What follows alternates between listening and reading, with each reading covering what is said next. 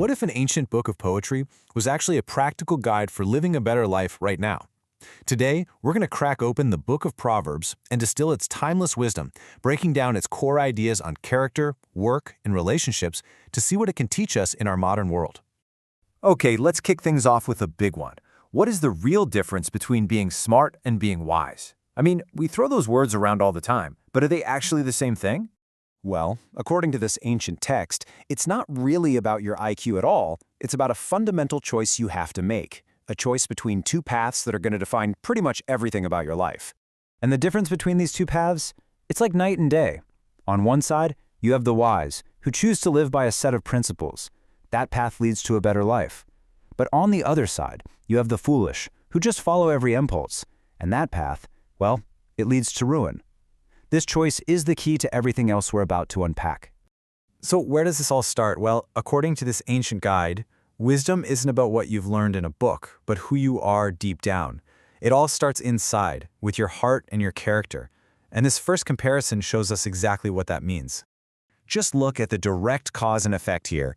Humility isn't just about being modest, it's the actual doorway to wisdom. It's what allows you to listen to other people and learn something. Pride, on the other hand, just slams that door shut. When you reject advice, the text says you're setting yourself up for disgrace and conflict. Simple as that. And this idea carries right over to how we handle being corrected. If you can actually appreciate loving discipline, that's how you gain knowledge.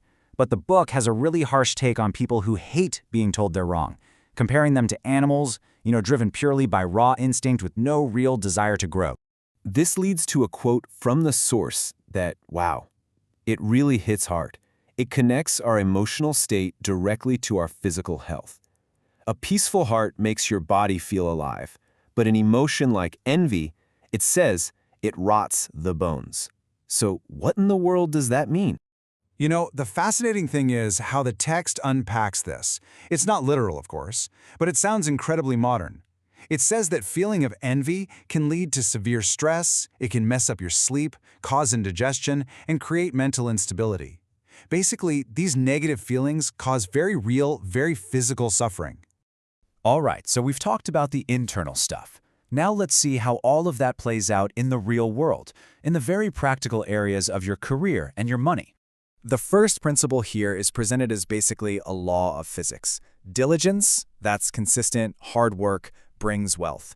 Laziness leads to poverty. It's super straightforward, almost like an equation. There's no gray area. It's just cause and effect. Okay, but it's not just about working hard. It has to be honest work. The text hammers this idea of dishonest scales, which is a great metaphor for, any kind of sketchy business deal. Honest work brings peace to your family, but dishonest gain, whether it's from bribes or just cheating people, the book warns it's like a poison that will bring disaster to your whole household. And get this, the book gives some incredibly practical, almost modern-sounding financial advice, especially about co-signing a loan for someone.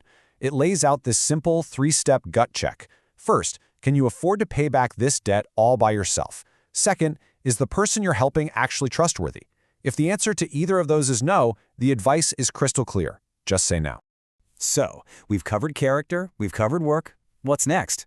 Something we all use every single day, our words. And according to this ancient guide, they have a way bigger impact than we think. This one is so simple, but think about how true it is.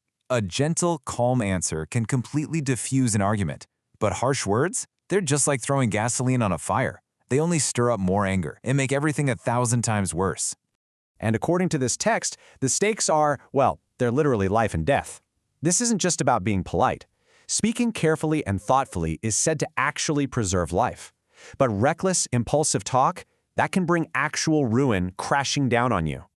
But here's the twist. Real wisdom isn't just about what you say. A huge part of it is knowing when to say absolutely nothing.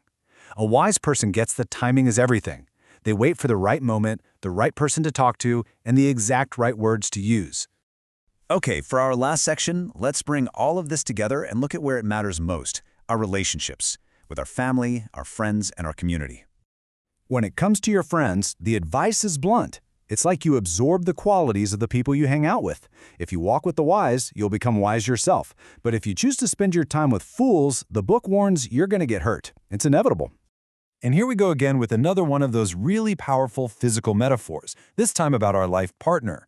A spouse with great character is called a crown. They bring you honor. But a partner who brings disgrace, they're compared to a slow, rotting disease inside your bones. And yeah, just like with envy, this decay isn't some abstract idea. It's described as a real process, a gradual weakening of your physical strength and your mental health caused by the constant stress and shame of a bad partnership. The text even wades into parenting with something that might sound a little controversial today. It says that real parental love requires discipline.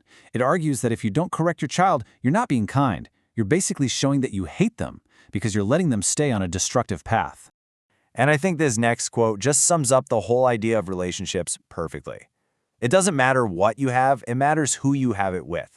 A simple meal with people you love is way better than a fancy steak dinner filled with tension and hate. So, let's zoom out. If you walk this path of wisdom, what's the payoff? Well, according to the source, you get some pretty amazing results. A sense of inner peace, a healthier and longer life in general, wealth that actually lasts because it was built honestly, and deep, strong relationships. All right, we have to end with this last thought.